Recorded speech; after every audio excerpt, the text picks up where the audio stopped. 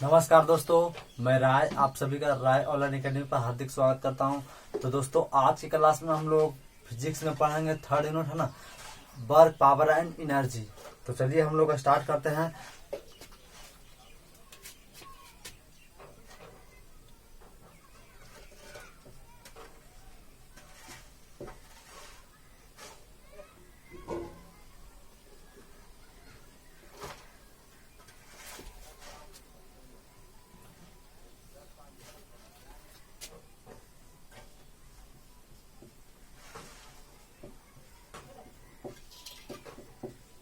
है ना, work, energy and power को हम लोग स्टार्ट करेंगे। तो सबसे पहले हम लोग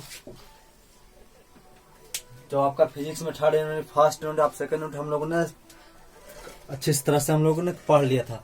तो आज की क्लास में हम लोग क्या पढ़ेंगे, तो हम लोग पढ़ेंगे सबसे पहला वर्क क्या है। वर्क, वर्क क्या है ना। तो वर्क आता है कि जैसे मान लीजिए एग्जांपल समझिए कि देखिए आपका है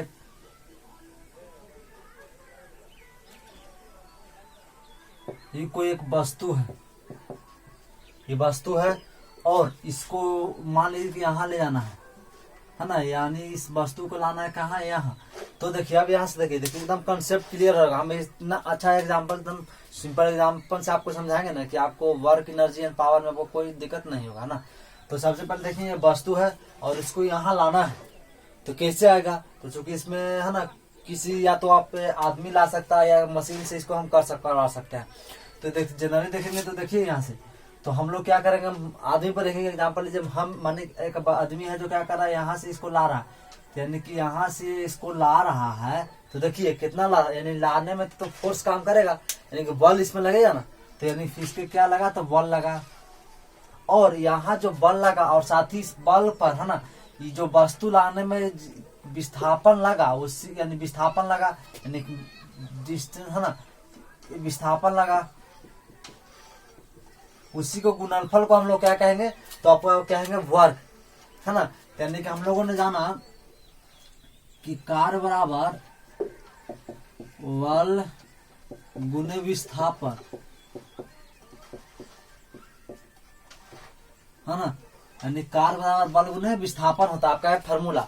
तो हम लोगों ने एक सीधा एग्जांपल समझ गया है कि इस वस्तु को अगर यहाँ लाना है तो इसका फोर्स काम करेगा और इस फोर्स के द्वारा ये वस्तु यहाँ आएगी और यहाँ से आने में कितना डिस्प्लेसमेंट हुआ उसी के गुणनफल कर देंगे तो हम लोग क्या निकल जाएगा, वर्क निकल जाएगा। और इसका ऐसा ही मात्रा के देखिए तो आपका हो जाएगा, तो ये आपका न्यूटन और एमएम हो गया। इसी को आप जूल भी कह सकते हैं, है ना, यानी कि आपका हो गया जूल, यानी इसका ऐसा ही मात्रा क्या हो गया, तो जूल हो गया।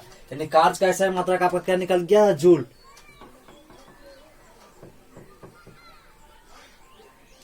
अब देखिए मान लीजिए कि वस्तु है और यहां से यहां लाने में आपको यानी फोर्स एंड क्या तो डिस्प्लेसमेंट,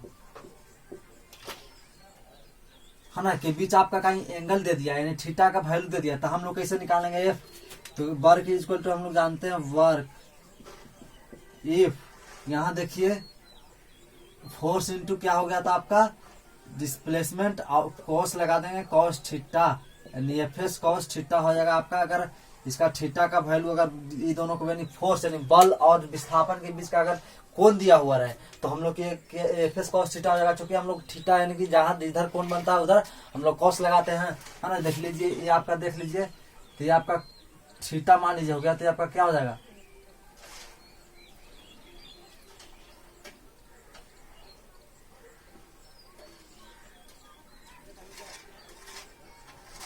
तो हम लोग कॉस मान लेंगे, तो ये हो गया आपका। उसके बाद हम लोग देखेंगे वर्क, उसके बाद हम लोग एनर्जी देखेंगे, ऊर्जा, यानी एनर्जी,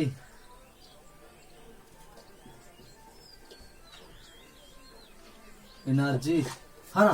तो एनर्जी क्या है बताइए, अगर कोई जानते होंगे स्टूडेंट तो जवाब बताइए कमेंट में, एनर्जी क्या है।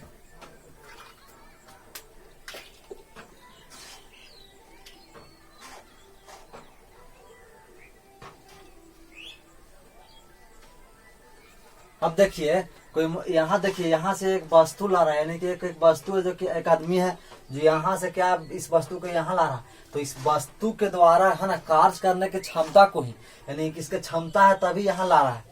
यानी इसके अगर इसके पास क्षमता यानी कि अगर नहीं रहता तो क्या ये व्यक्ति इस वस्तु को यहाँ, इस पार्टिकल को यहाँ है ना ऑब्जेक्ट को नहीं ला सकता है। तो यानी कि जो वस्तु के द्वारा है ना, वस्तु द्वारा कार्य करने की क्षमता, अगर क्षमता है उसी को हम लोग वर्क कहते हैं। तो क्या हो गया आपका, वस्तु द्वारा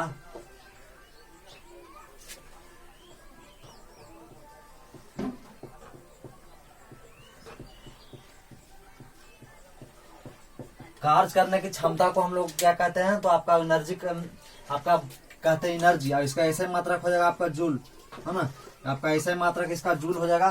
तो हम लोगों ने ऊर्जा का डिफिनेशन देखा कि वस्तु द्वारा की गई है ना, वस्तु द्वारा की गई कार्य करने की क्षमता को, वस्तु द्वारा कार्य करने की क्षमता को, उसी को हम लोग क्या कहते हैं, एनर्जी कहें। और ये एनर्जी जो कि एक जगह से दूसरी जगह ट्रांसफर फॉर्म हो रहा है, तो इसको यांत्रिक एनर्जी भी आप कह सकते हैं, है ना, यानी मैकेनिकल एनर्जी।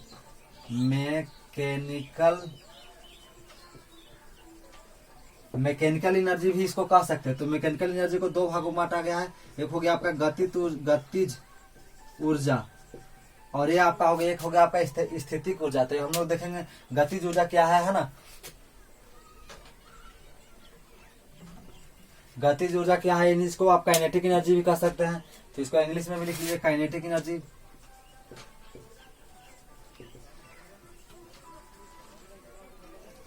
है ना। तो गतिज ऊर्जा क्या है, तो गतिज ऊर्जा बताइए अगर जानते होंगे तो कमेंट में, है ना। तो गतिज ऊर्जा देखिए कहता है गति एक, इसका देखिए डिफिनेशन में, यानी कि इसका अपने आप बताता चाह रहा है, गति मतलब गति के कारण उत्पन्न, है ना, जो एनर्जी काम करेगा उसी को हम लोग क्या कहेंगे,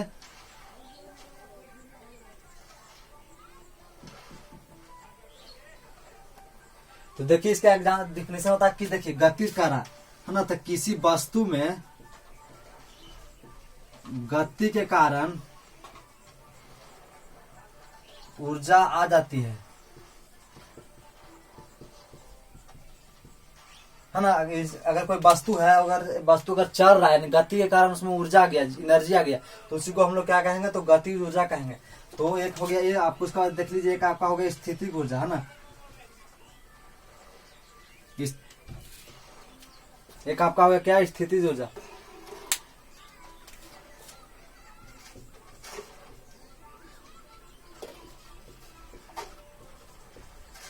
स्थिति ऊर्जा, है ना, पोटेंशियल एनर्जी।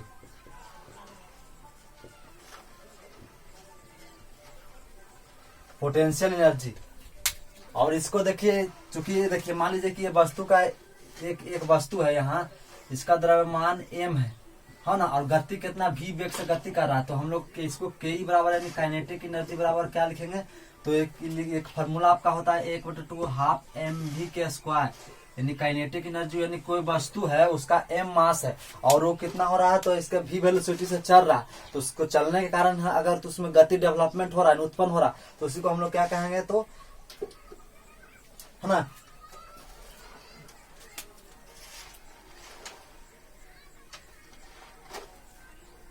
यानी गति के कारण जो ऊर्जा आ जाती इसमें, है ना, इसमें आप क्या हो जाएगा, तो आ जाएगी, तो इसी को हम लोग क्या कहेंगे, काइनेटिक एनर्जी। यानी कि काइनेटिक एनर्जी का फॉर्मूला क्या होता है, तो हाफ mv के स्क्वायर होता है। उसके बाद देखेंगे स्थितिक एनर्जी, तो इस देखेंगे कि वस्तु में गति के कारण, तो वस्तु में किसी विशेष स्थिति के कारण, है ना, वस्तु में विशेष स्थिति के कारण ऊर्जा आ जाती है।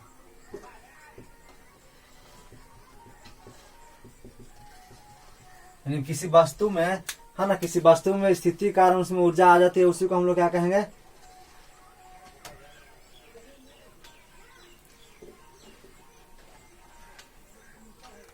यानी किसी वस्तु में विशेष स्थिति में कार्य, है ना, कार्य करने की क्षमता आ जाए, ऊर्जा भी कह सकते हैं या कार्य भी लिख सकते हैं, कार्य करने की क्षमता, कार्य करने की क्षमता, यहां भी लिख लीजिए कार्य करने की क्षमता, यानी किसी वस्तु में गति के कारण कार्य करने की क्षमता आ जाए, उसी को हम लोग क्या कहेंगे, तो आपका गतिज ऊर्जा हो जाएगा और एक स्थिति ऊर्जा हो जाएगा। इसका एग्जांपल देख लीजिए, मान लीजिए कि ये देखिए कि ये बांध है, ये बांध है, और इस बांध में हम लोग क्या है, तो इसमें पानी भर रहा है, इसमें पानी यानी वाटर इसमें भरा हुआ है ना। तो इसको अगर हम रोके हुए हैं, यानी एक ऊंचाई से इसको रोके हुए हैं, और इसका टोटल इसका मास कितना है, एम है, तो इसका ग्रेविटी भी तो खींचेगा, है ना। तो इसी को हम लोग क्या लिखेंगे, तो आपका potential energy P equal to क्या होगा, अगर फॉर्मूला जानते हो तो बताइए। अगर इसका मास कितना हो गया, एम, उसके बाद ग्रेविटी खींच रहा जी, और कितना ऊंचाई तक है, तो जी, यानी कि किसी ऊंचाई के कारण जो स्थिति है ना, कार्य करने की क्षमता अगर उत्पन्न हो जाता है, तो उसी को निकार्य करने की क्षमता आ जाती है किसमें, तो उस वस्तु में, तो उसी को हम लोग क्या कहेंगे, पोटेंशियल एनर्जी। किसी या ऊंचाई के साथ कर सकते हैं ना, गति कारण। तो ये चूंकि रुका हुआ, इसमें तो कोई गति नहीं हो रहा, क्योंकि ये एक जगह से एक ही जगह। लेकिन हाँ, जैसे आप देखिए टैंक है, इसमें टैंक में कोई बांध बनाकर उसमें पानी का स्टोर किए, और इस पानी को स्टोर किए होते एक स्थिति के कारण वो पानी रुका हुआ है। लेकिन जैसे ही इसको छोड़िएगा तो पानी क्या हो जाएगा, गति ऊर्जा में बदल जाएगा, है ना, गति के कारण हो। तो जो बांध के द्वारा पानी को हम लोग स्टोर करें, तो कौन सा इसका एग्जाम्पल हो जाएगा, तो आपका गति स्थिति ऊर्जा का एग्जाम्पल हो जाएगा।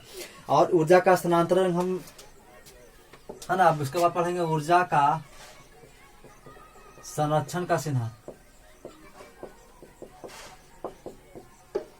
है ना। तो देखिए ऊर्जा का ना ही तो आप उत्पन्न कर सकते हैं, है ना, ना ही आप नष्ट कर सकते हैं। तो उत्पन्न क्या है, तो ऊर्जा क्या है, तो ऊर्जा को आप एक फॉर्म से दूसरे फॉर्म में बदल सकते हैं, है ना। तो इसको नहीं आप उत्पन्न कर सकते हैं, नहीं आप क्रिएट कर सकते हैं, नहीं इसको,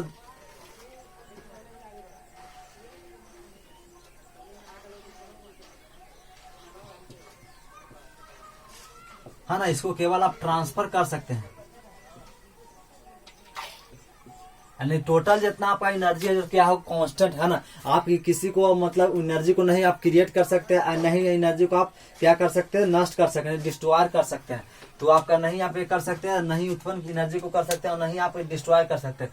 केवल आप ऊर्जा का ट्रांसफॉर्मेशन कर सकते हैं, एक फॉर्म में, जैसे मैकेनिकल है तो इलेक्ट्रिकल में बदल सकते हैं, इलेक्ट्रिकल तो मैकेनिकल, यानी कि इलेक्ट्रिक केमिकल को इलेक्ट्रिकल में बदल सकते हैं, इलेक्ट्रिकल को केमिकल, है ना। यानी एक फॉर्म से दूसरे फॉर्म में आप ट्रांसफर कर सकते हैं एनर्जी का। लेकिन आप सोचिएगा कि क्रिएट करें और साथ ही आपका इसको बर्बाद करें, तो आपका नहीं होगा, है ना। जैसे मान लीजिए देखिए कि मैं अभी खड़ा हूँ ना, तो कोई इसमें क्या हो, मेरे स्थिति ऊर्जा, लेकिन मैं चल रहा हूँ तो क्या गति ऊर्जा हो जाएगा। लेकिन उसी प्रकार एग्जांपल से एक समझिए कि जैसे एक मोटर है, मोटर देखें, तो मोटर में क्या इलेक्ट्रिकल, यानी इलेक्ट्रिक तार जोड़ते हैं, और उसमें कनेक्शन यानी कि इलेक्ट्रिसिटी प्रवाहित होता है, तो क्या होता है, वो अपने रोटर घूमने लगता है ना, उसमें नॉर्थ पोल और साउथ पोल होने के कारण घूमने लगता है। तो क्या उसमें क्या एनर्जी हो रहा है, एनर्जी हम लोग किसके रूप में इसमें इंटर कर रहे हैं, तो एनर्जी इंटर हो रहा है किसमें, इलेक्ट्रिक फॉर्म में। लेकिन वो बाहर निकल रहा है किस फॉर्म में, तो आपका मैकेनिकल फॉर्म में निकल रहा है। तो इसी के लिए ऊर्जा का आपको नहीं क्रिएट कर सकते हैं, नहीं डिस्ट्रॉय कर सकते हैं, केवल आप ऊर्जा को क्या कर सकते हैं, तो ट्रांसफर आप कर सकते हैं ऊर्जा का। और ये आपका ऊर्जा का संरक्षण का, और पिछले क्लास में हम लोगों ने ट्रांसफॉर्मेशन ऑफ ऊर्जा का क्लास आपको बता दिया था। अगर आप नहीं देखे तो उसको जाके देख लीजिएगा ना। ऐसे मैकेनिकल एडवांस, जैसे मोटर है तो इलेक्ट्रिकल को मैकेनिकल में बदलता है, उसके बाद जनरेटर है तो मैकेनिकल को इलेक्ट्रिकल में बदलता है। उसी प्रकार लाइट देख लीजिए, तो लाइट है जो क्या बदलता है, तो इलेक्ट्रिकल एनर्जी को लाइट एनर्जी में बदलता है ना। बल्ब देख लीजिए तो क्या इलेक्ट्रिकल को मैकेनिकल क्या, तो लाइट एनर्जी में, है ना, या हाइट एनर्जी में आप कन्वर्ट करता। तो इसको हम लोग क्लास पहले ही अपलोड कर दिए, है ना। तो उसके बाद हम लोग चल अब देखेंगे शक्ति, देखेंगे अब पावर।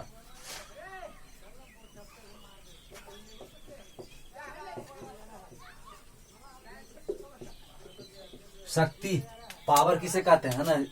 तो अगर जानते हो तो कमेंट में बताइए पावर किसे कहते हैं।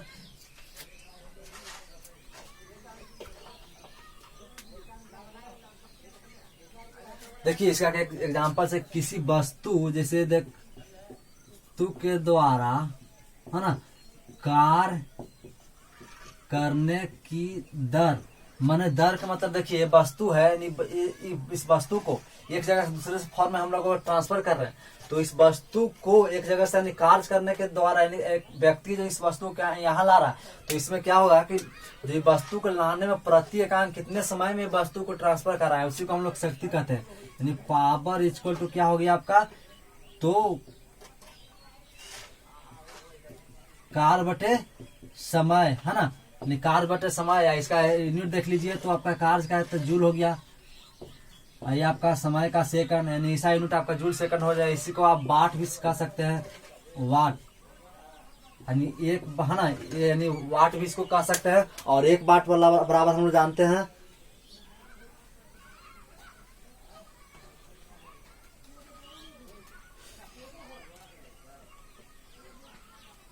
आपके एग्जाम में एक और आएगा आपका HP बराबर 746 वाट। HP मतलब हॉर्स पावर हो गया, है ना, हॉर्स पावर। अगर आप मोटर भी लेते होंगे, अगर है ना, आप घरेलू जीवन से जुड़े होंगे तो यानी कोई भी मोटर लेते होंगे ना, आप कॉमर्शियल या फिर आप ले सकते हैं कुछ, कोई मोटर लेंगे तो आपको देखिएगा HP लिखा हुआ रहेगा। तो उसमें क्या होगा, कॉमर्शियल पर्पज के लिए हम लोग HP की यूज करते हैं, अश्व शक्ति। जैसे फीटर, अगर पहले जनरेशन यानी पीछे अभी तो मोटर ना हो गया, इसके पहले जब फीटर यूज लोग करते तो उसमें देखिएगा कितना HP का होता था।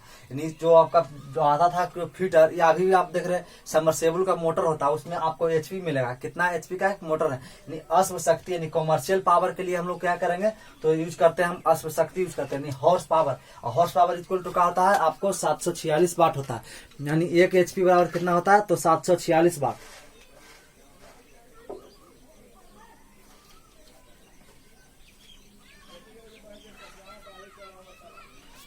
तो ये था आपका छोटा यूनिट कार्य ऊर्जा है ना शक्ति, जिसको हम लोगों ने पढ़ लिया। तो इसको हेडिंग में लिखिए कार्य ऊर्जा यूनिट 3, और इसके कार्य ऊर्जा एवं शक्ति वर्क एनर्जी एंड पावर, इसको हेडिंग में लिखिए। उसके बाद हेडिंग में लिखिए पहला वर्क यानी कार्य, उसके बाद लिखिए इसको डिफिनेशन लिख लेते हैं हम लोग।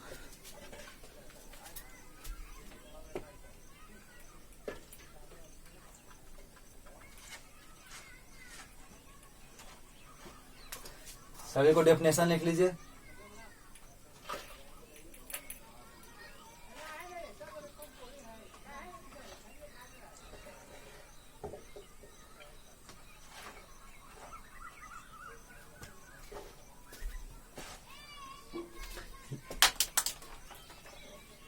देखिए कार्य, लिखिए किसी वस्तु द्वारा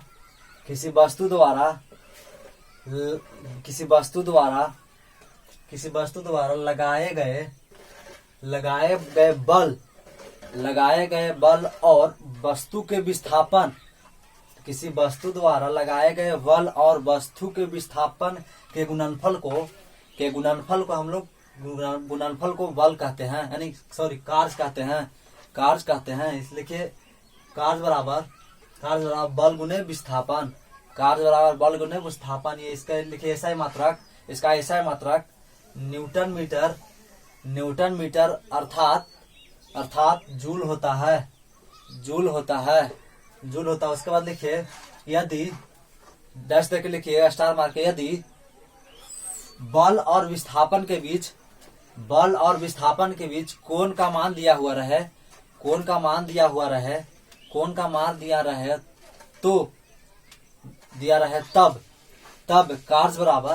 तब कार्य बराबर यानी वर्क बराबर एफएस कॉस थीटा होता है। तो ये आपका हो गया। उसके बाद लिखिए दूसरा में हेडिंग में लिखिए एनर्जी ऊर्जा। इसके लिखिए 10 देखे किसी वस्तु द्वारा कार्य करने की क्षमता को ऊर्जा कहते हैं। इसका एसआई मात्रक जूल होता है। और लिखिए यह ऊर्जा मैकेनिकल ऊर्जा यानी यह ऊर्जा यांत्रिक ऊर्जा कहलाती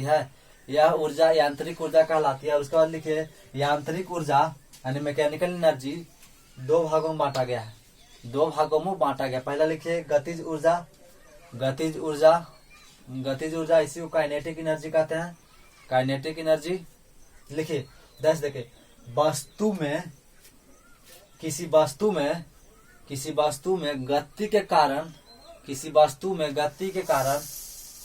कार्य करने की क्षमता आ जाती है। उसी को काइनेटिक एनर्जी कहते हैं। उसी को गतिज ऊर्जा कहते हैं। उसके बाद लिखिए गतिज ऊर्जा बराबर यानी काइनेटिक एनर्जी बराबर half M V square. Half mv²। उसके बाद दूसरा लिखिए स्थितिज ऊर्जा, इसको इंग्लिश में पोटेंशियल एनर्जी कहते हैं। स्थिति ऊर्जा या पोटेंशियल एनर्जी लिखिए। 10 देखिए, वस्तु किसी वस्तु में विशेष स्थिति या अवस्था के कारण, किसी वस्तु में विशेष स्थिति या अवस्था के कारण कार्य करने की क्षमता आ जाती है, उसे स्थिति ऊर्जा कहते हैं। और लिखिए इसका स्थिति ऊर्जा बराबर, यानी कि फिगर भी बना लीजिएगा तो आप कंफ्यूजन ना हो। और लिखिए Pe बराबर mgh। एम क्या हो गया, मास हो गया, जी मतलब ग्रेविटी और एच मतलब इसका ऊंचाई, है ना। जैसे बांध, इसका एग्जांपल लिख लिए, है ना। बांध द्वारा जल का संग्रह, किसी बांध द्वारा जल का संग्रह, इसका एग्जांपल लिख लीजिए, बांध द्वारा जल का संग्रह। उसके बाद लिखिए ऊर्जा का संरक्षण का सिद्धांत, है ना। ऊर्जा का संरक्षण का सिद्धांत लिखिए, ऊर्जा को हम लोग नहीं उत्पन्न कर सकते हैं, यानी क्रिएट कर सकते हैं। ऊर्जा को हम लोग नहीं उत्पन्न कर सकते हैं और नहीं नष्ट कर सकते हैं, केवल एक फॉर्म से, यानी एक अवस्था से दूसरे अवस्था में हस्तांतरण कर देते हैं, स्थानांतरित कर सकते हैं। उसी को ऊर्जा का संरक्षण का सिद्धांत कहते हैं। उसके बाद लिखिए शक्ति पावर लिखिए, किसी वस्तु के द्वारा कार्य करने की दर को शक्ति कहते हैं। और शक्ति लिखिए, पावर और शक्ति बराबर लिखिए कार्य बटे समय, यानी जूल प्रति सेकंड। अर्थात लिखिए इसका ऐसा ही मात्रक जूल प्रति सेकंड होता है, अर्थात वाट होता है। और लिखिए स्टार मार के, 1 HP यानी 1 हॉर्स पावर बराबर, यानी 1 अश्व शक्ति बराबर 746 वाट होता है। तो ये था आपका third unit, work, energy and power. छोटा यूनिट था, इसको कवर करनी है। उसके बाद हम लोग नेक्स्ट लेक्चर में अगले यूनिट के साथ मिलेंगे। तब तक के लिए जय हिंद।